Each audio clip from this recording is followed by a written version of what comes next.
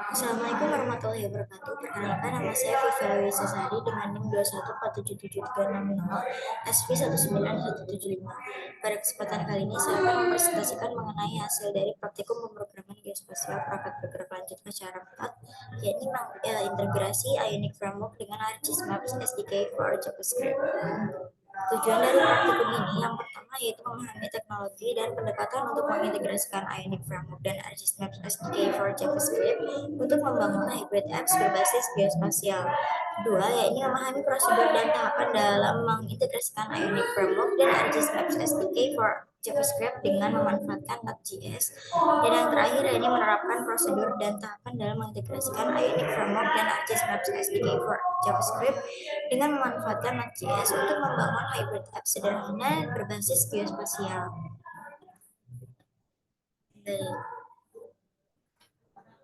Untuk hybrid app sendiri itu merupakan suatu aplikasi yang melakukan kolaborasi antara aplikasi dan web aplikasi. Hybrid apps dapat dijalankan seperti native apps. Hal ini dikarenakan karena hybrid apps berisikan HTML, JavaScript, CSS, serta gambar. Untuk ArcGIS Maps SDK for JavaScript sendiri itu merupakan developer produk untuk membangun pemetaan dan analisis spasial untuk web.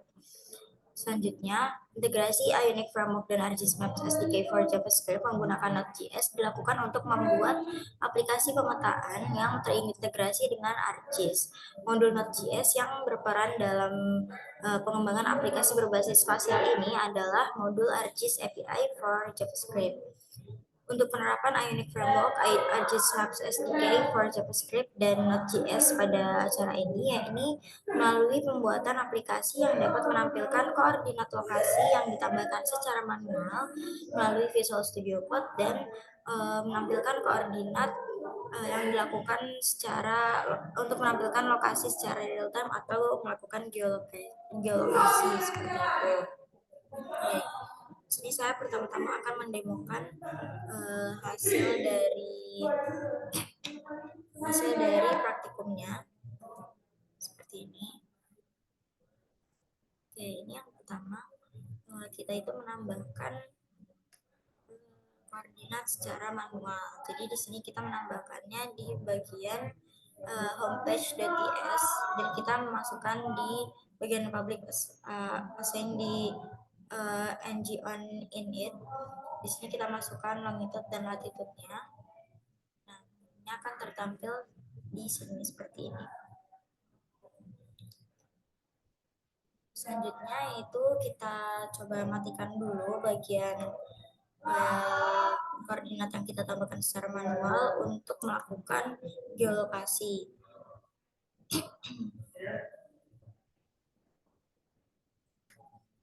Seperti ini. Kita coba aktifkan. Oke. Nantinya akan langsung terbaca lokasi kita saat ini berada di mana seperti itu. Memang ini cukup memakan waktu yang lama tergantung dari kecepatan koneksi internet yang dimiliki seperti itu. Baik, sambil menunggu prosesnya, saya akan menjelaskan mengenai tahapan-tahapan dalam pembuatan aplikasi Simple Map ini. Nah, ini kebetulan sudah tertampil. Nah, di sini terbaca lokasi kita saat ini itu ada di mana atau geolokasinya. Oke. Seperti itu. Mungkin untuk pertama-tama dalam melakukan pembuatan Simple Map ini, itu pertama kita akan melakukan instalasi ArcGIS API SDK-nya dulu melalui terminal ini seperti itu. Kemudian setelah instalasi selesai itu akan diintegrasikan dengan Ionic Framework yang telah ada di sini di Visual Studio Code. Setelah itu kita masuk ke homepage TS dan menambahkan bagian di constructor ini. Kemudian kita lakukan import map dan map view, tujuannya agar bisa menampilkan map atau peta yang ada di localhost ini. Selanjutnya itu melakukan kustomisasi judulnya. Jadi buat judul itu ada di bagian homepage HTML. Nah ini ada judulnya Vivia Cesari Simple Map. Nah coba misalnya kita ubah gitu jadi contoh Simple Map. Nah ini nantinya akan berubah juga di sini judulnya seperti itu. Kemudian setelah menambahkan judul, nah ini udah tertampil ya contoh simple map, judulnya itu jadi contoh simple map seperti ini. Ya, saya kembalikan lagi.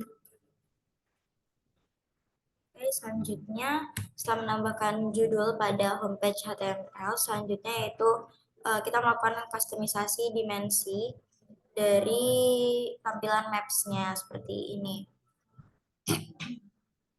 di homepage SCSS. Nah, di sini kita atur di bagian kontainernya, ini ada teksnya ini mau di tengah atau bagaimana, terus ada tingginya, lebarnya, posisinya, kanan kirinya seperti itu. Lalu selanjutnya kita melakukan import geolokasi agar kita dapat melakukan geolocation. Nah ini kita tambahkan pada homepage TS. Nah, ini import geolocation from capacitor geolocation. Nah, untuk melakukan import geolocation ini, kita terlebih dahulu menginstal kapasitor geolocation melalui terminal. Seperti itu, agar bisa menampilkan geolocation-nya atau import geolocation-nya. Lalu kita selanjutnya menambahkan latitude longitude pada constructor. Lalu menambahkan public assign ng on init dan menambahkan koordinat-koordinat yang kita customisasi secara manual ini bebas mau lokasi apa aja. Lalu selanjutnya kita melakukan customisasi map view menggunakan script ini cons position. Nah, ini untuk melakukan geolokasi. Jadi untuk geolokasi ini itu menggunakan map view. Dan di sini kita juga mengatur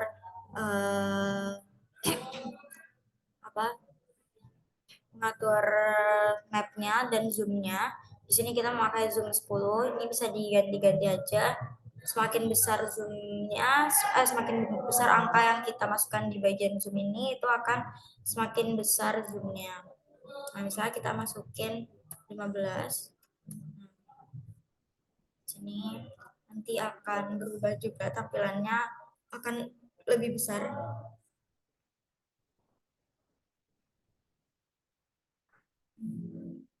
Nah, seperti ini. Mungkin yang kurang pada geolokasi ini seharusnya lebih efektif jika ada titik geolokasinya ya. Di sini ada penanda titiknya atau buttonnya, namun pada praktikum ini belum dilakukan. Jadi hanya geolokasi saja, namun belum ada titik pastinya gitu di sini. Seperti itu. Baik, mungkin itu saja yang dapat saya sampaikan untuk praktikum pemrograman geospasial perangkat bergerak lanjut acara 4 ini. Kurang dan lebihnya mohon maaf. Terima kasih. Wassalamualaikum warahmatullahi wabarakatuh.